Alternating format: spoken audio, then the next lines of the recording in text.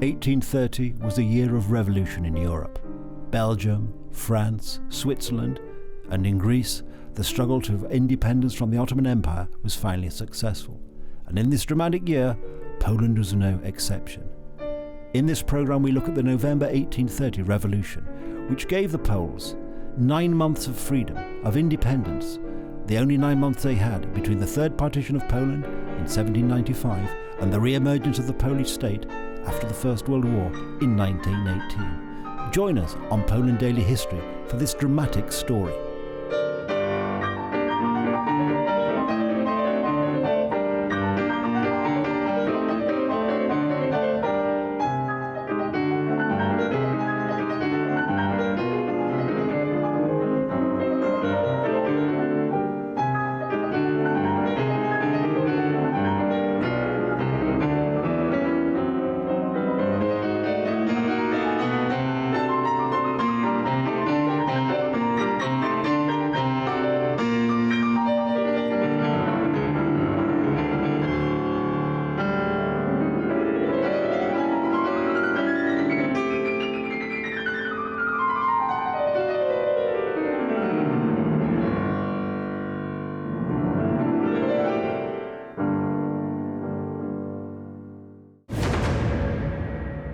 And so the actual uprising itself began in November of 1830.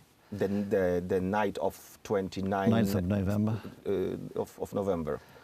When Lieutenant Piotr Wysocki led this first uprising. With a group of cadets. I mean, there were two most important groups. One of them was trying to capture the Grand Duke from the Belvedere, and the other was to make their way through the Russian. I mean, because the place where they were at that time was this cadet school in Łazienki, yes, surrounded by Russian barracks, and so the point was to cross that line and to move the people of Warsaw. And the first skirmish was already in Łazienki by the statue to Jan Sobieski.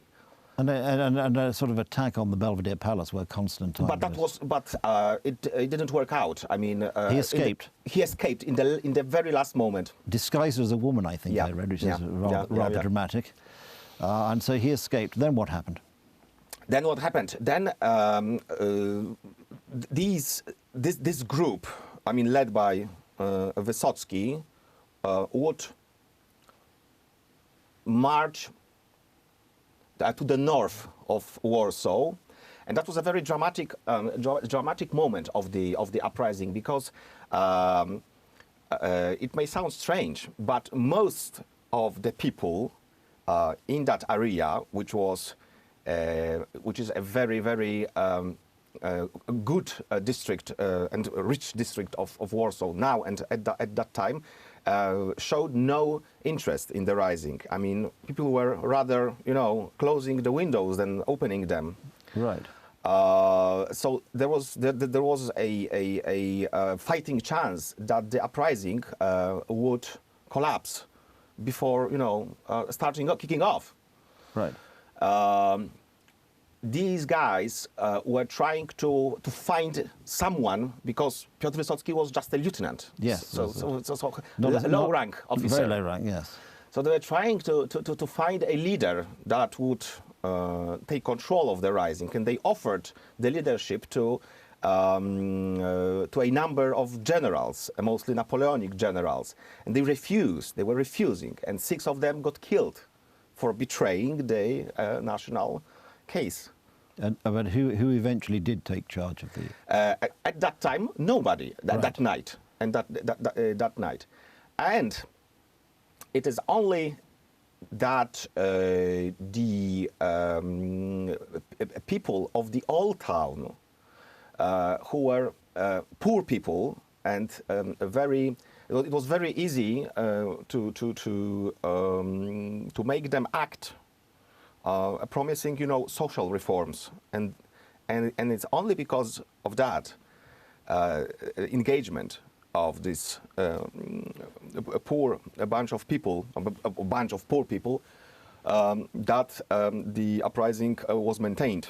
Right. And also politically there were some changes. The administrative council changed its complexion. Its complexion. It's a very, very strange period. December 1830. There is this man who was very important for Polish history, Józef Chłopicki. His actions are really hard to comprehend. He first declared himself the dictator on the 5th of December. Then he refused. Then he was given the dictatorship back, and then he refused.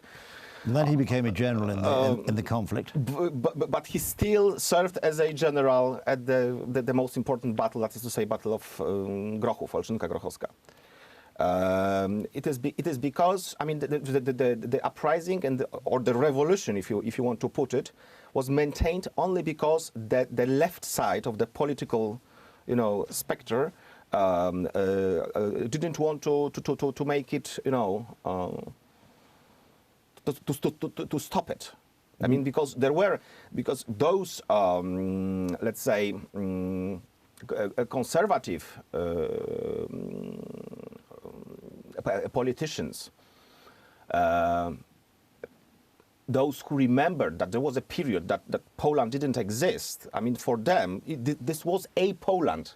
So for the young guys. Yeah, so for the older ones, this was something better than nothing. Yeah. And for the youngsters, of course, as often is the case with revolutions, well, that's simply not good enough. And we want to actually have something real, so we're going to fight about it.